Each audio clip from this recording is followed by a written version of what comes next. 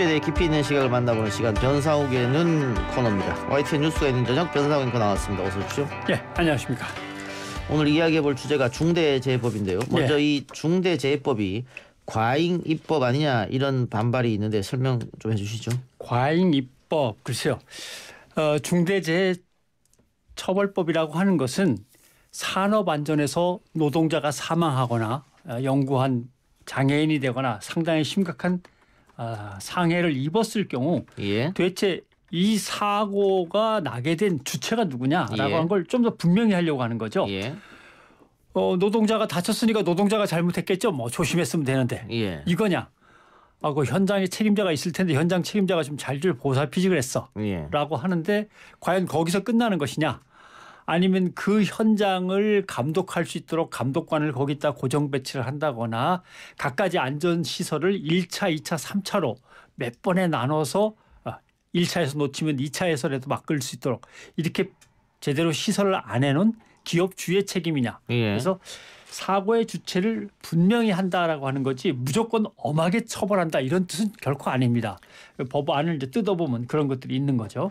근데 지금 보수 언론 그리고 기업 쪽에서는 세계에 유례없는 과잉 입법이고 이 법이 제정되면 기업 존립 자체가 위태하다 이런 얘기를 하고 있습니다. 근데 지금 실제로 법을 보면 이 중대재해법이라고 하는 것은 이런 경우입니다. 실제로 기업주들은 벌금만 냅니다. 지금은 그렇죠. 지금 벌금만 냅니다. 벌금 내는 액수를 갖다 살펴보면 기껏 해봤자 평균 내면 한 300만 원 정도입니다. 그러면 평균 300만 원의 벌금을 내는 기업주들이 2억 원, 3억 원, 5억 원의 안전시설을 계속 갖춰가면서 노동자들을 보호해 줄 거냐. 이런 문제가 있고 또 하나 기업이 과태료나 벌금을 냅니다. 그럼 누가 내겠습니까? 사장님 주머니에서 그 돈이 나온다? 아닙니다. 기업의 손비용 처리로 합니다. 회사 돈으로. 회사 돈입니다. 그러니까 결국은 기업주는 거기 자기네 사업장에서 얼마나 많은 사람이 죽어나가든 간에 단 1원도 손해보지 않는 겁니다. 감옥에 가는 거는 현장 책임자가 가고 돈 혹시 벌금으로 내거나 과태료로 내야 될 거는 회사 돈으로 내고 이런 거죠.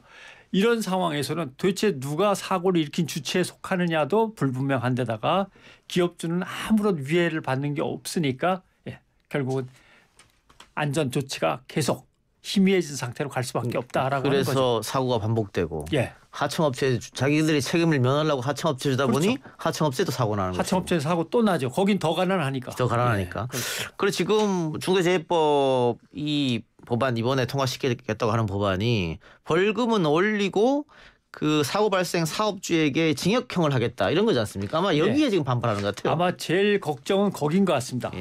아니 영업하기도 힘들어 죽겠는데 사업 벌이기도 힘들어 죽겠는데 그걸 갖다 징역형으로 한다면 하고서 결국은 경총이나 전경련이나 자기네들이 가장 보호하고 싶은 사람들은 경영인입니다. 그 경영인의 위해가 가는 거에 대해서 제일 심각하게 생각하는 것 같습니다. 그러니까 자꾸 중대재해처벌법이 아니라 산업재해 안전법을 조금만 고칩시다. 개정하자. 왜냐하면 구약식처분 정식 재판으로 가지 않는 게 80%입니다. 현재 사고가 나도. 그다음에 법원에 가서도 실형 선고되는 거는 2% 정도밖에 안 됩니다. 2% 조금 넘죠. 벌금형인데 60% 이상이 벌금형인데 평균 벌금액은 개인 법인 다 따져도 400만 원이 안 됩니다. 300만 원대에 머물고 있습니다. 이것은 처벌이냐 아니면 그냥 행정처리에 불과한 거냐. 생각해 보면 아실 겁니다.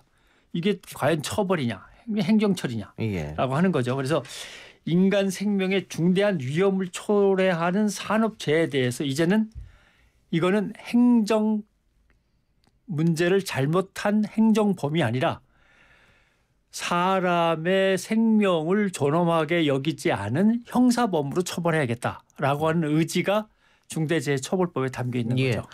그러니까 뭐 어제도 오늘도 내일도 마찬가지입니다. 평균 하루에 이 산업재해 또 노동으로 사망하시는 분이 6, 7명쯤 되니까 평균적으로 매일 그렇게 사망하는데 변상욱 그 말처럼 처벌받는 사람은 거의 없다. 받아도 벌금형 정도다. 사람은 죽어나가는데. 그러니까 이것을 벌금을 높이고 형사처벌을 강하게 하는 것만이 막을 수 있지 않겠느냐 이 말씀이지 않습니까? 그렇습니다.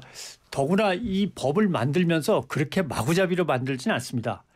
구조적인 책임이 기업과 기업 경영자에 있다라고 못을 박지만 다만 안전 시스템을 설치하고 그거를 갖다 제때제때 관리를 해주고 안전교육을 실시하고 점검 정기적으로 하고 이렇게 되면 모든 형사처벌은 다 빠져나갑니다. 그래도 이거를 안 했을 때 한해서만 처벌을 하는 겁니다.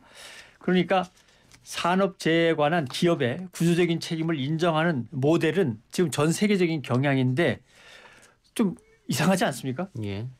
국가적인 방역 시스템을 몇천억 원을 들여서 서둘러서 마련하고 코로나19에 감염된 사람의 목숨을 하나라도 더 건지려고 몸부림치는데 오히려 먹고 살려고 나간 일자리에서 1년에 1,000명씩 죽어나간다면 좀 뭔가 이게 모순되지 않습니까? 그런 거는 없애야겠다라고 하는 거죠. 그런데 워낙 그 보수 언론과 재계에서 반발이 심하니까 그럼 아까 우리가 잠깐 얘기한 대로 산업안전법을 개정하자. 근데 이 문제는 이제 그렇게 개정하게 되면 기업주는 처벌이 또 면하니까 그게 무슨 소용이 있느냐 지금 이렇게 반대하시는 건데 지금 민주당이 그 처음에는 중대재해기업 그 제정에 찬성했다가 또 산업법 개정안에 또 몸이 좀 가는 것 같다가 지금은 또 빠진 것 같다가 좀 왔다 갔다 하는 것 같아요. 그 지금 낸 안은 민주당에서 낸 2개의 그건 정의당 거 심지어는 국민의힘에서 내놓은 안도 목적에서는 비슷합니다. 목적에서도 비슷하고 다만 어디에서 차별이 좀 나느냐 하면 아까 말씀하신 경영자를 처벌하는 조항에서만 차이가 납니다. 약간의 차이가 날 정도로 사실은 비슷한데도 왜 이렇게 법이 통과가 안 되고 계속 미뤄지고 하는지 모르겠습니다. 근데 이제 국민의힘 같은 경우는 법사위라든가 아니면은 민주당의 국정운영, 국회 운영이 마음에 안 든다. 뭐라도 붙잡고 잠깐 틀어지고 있어야만 협조를 얻어낼 수 있다. 이런 생각에서 정쟁을 벌이는 것 같고 민주당은 당장 권력기관 개혁 3법이 중하니까 이 중대재해처벌법에 대해서는 뒤로 밀어놓고 있는 것 같습니다.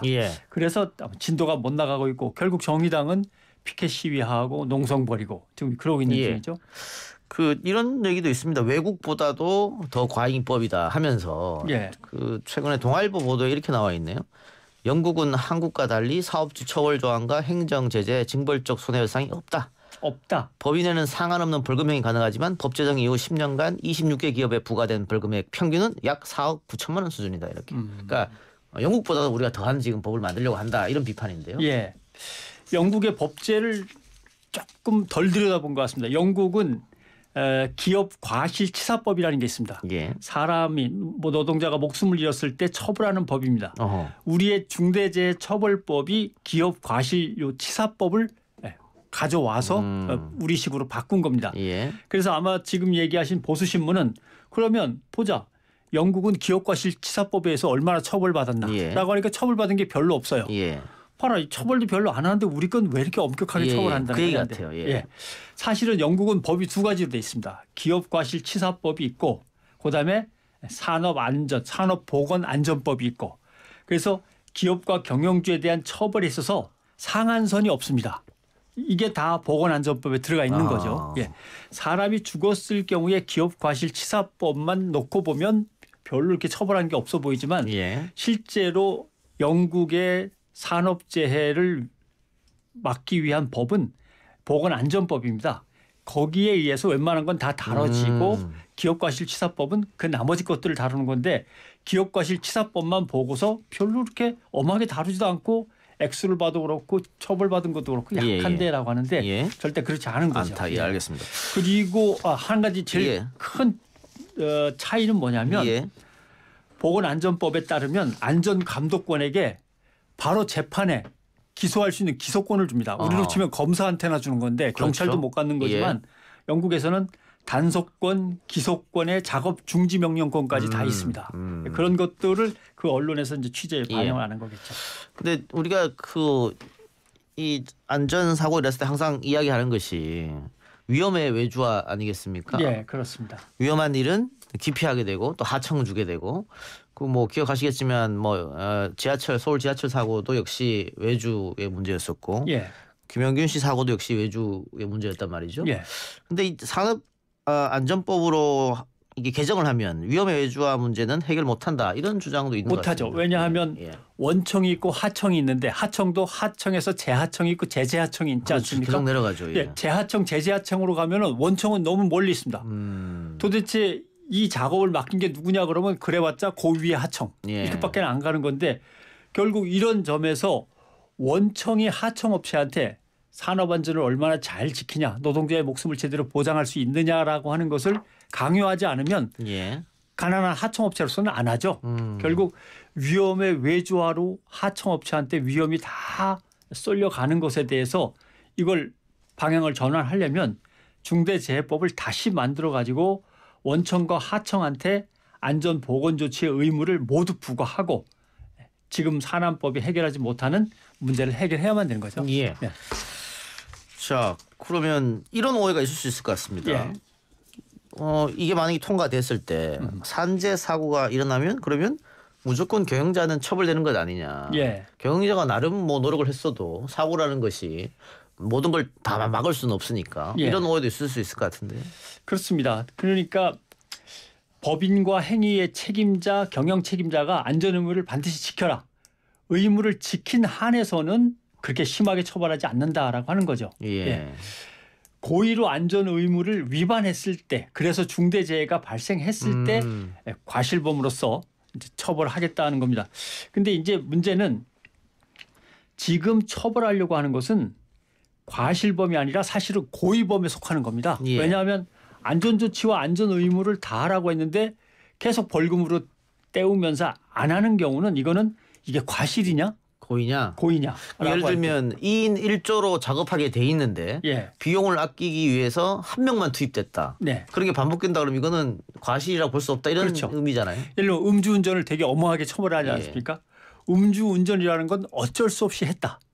또는 잘 할 수 있었는데 잠깐 실수했다. 이게 아니거든요. 그렇죠. 예. 술을 마셔서 정상적인 상태가 아니면 절대 운전대를 잡지 말라고 돼 있는 거고 그건 누구나 이해할 수 있고 할 수 있는 일인데 안 한 거죠. 이런 경우는 법정형이 높은 것처럼 이것도 시설과 관리를 하라 그랬는데 안전에 대해서 그 의무를 다하지 않으면 이거는 고의범으로 처벌하겠다라고 하는 겁니다. 예. 네, 그렇게 이해하시면 될 것 같습니다.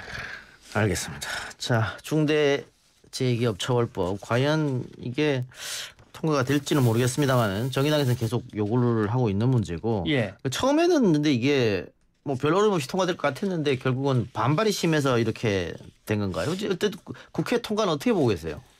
국회 통과는 일단 될 거라고 봅니다. 왜냐하면 사실은 여론은 상당히 높은 거고 일단 제일 국민의힘 보수 야당을 압박하고 있는 건 사람이 죽어나가고 있다는 겁니다. 예. 이건 뭐 부인할 수 없는 사실이거든요. 예. 그러니까 중대재해법 중에 작고 CEO들 경영인들에 대한 압박이 심하다고 피하려고 하는데 경영자 책임 5항에 보면 명확하게 면책 조항이 있습니다. 그런 것들을 이해하면 예.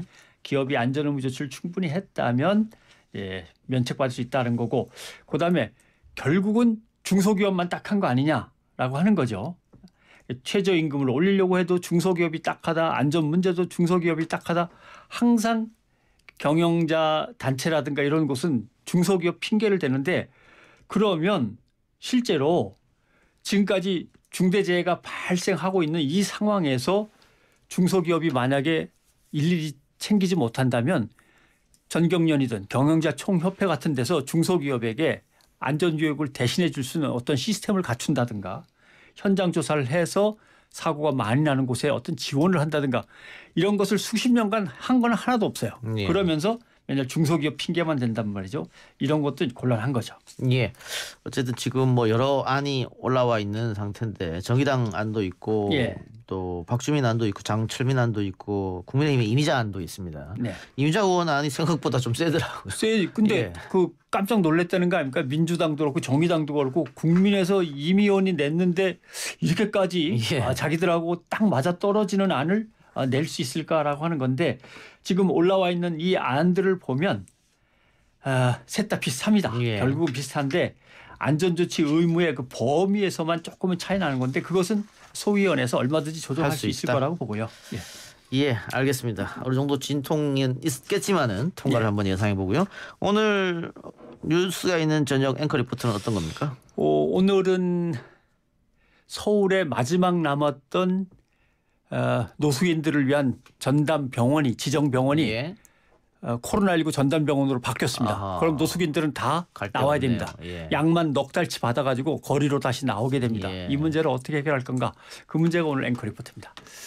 날씨도 추워지는데. 예. 알겠습니다. 뉴스 정면수무 끝나고 YTN TV로 또 라디오로 동시에 뉴스가 있는 저녁을 보고 들을 수 있습니다. 여러분 네. 많이 사랑해 주시고 지금까지 변상호 앵커였습니다. 고맙습니다. 고맙습니다.